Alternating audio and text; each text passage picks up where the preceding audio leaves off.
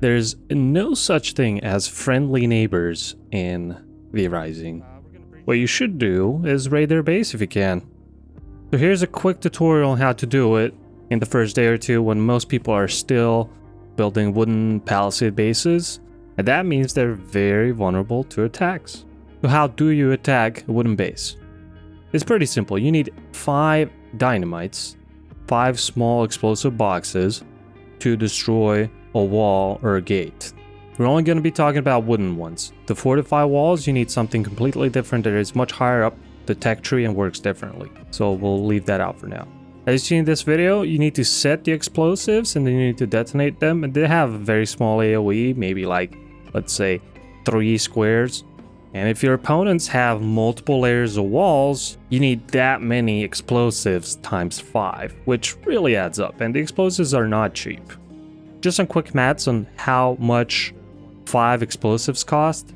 Without any bonuses, it's 8 sulfur, 8 planks, and 4 whetstone per explosive. So for 5 explosives, you need 40 sulfur, 40 planks, and 20 whetstone. That's a ton in the early game in the first 2 days. So I'd say the first tip is raid bases that are worth looting, because a lot of them are just not. You're going to be losing resources by raiding those bases.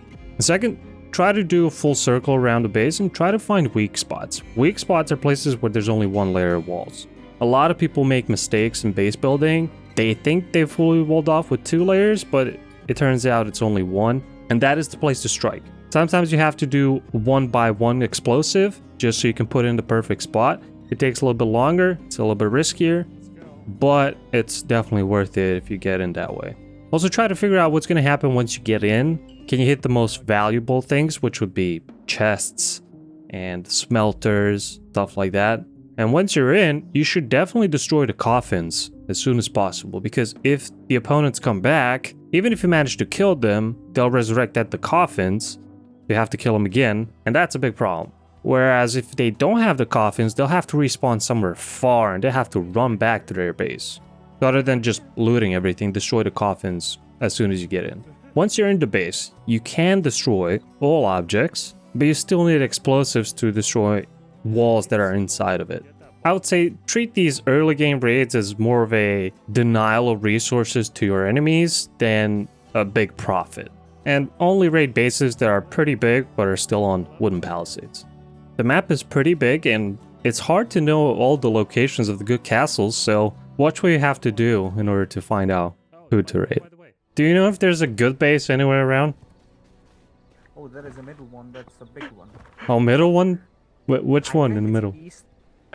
Do you know the bandit lodging camp? It's north from there. Oh, okay, but that's my base.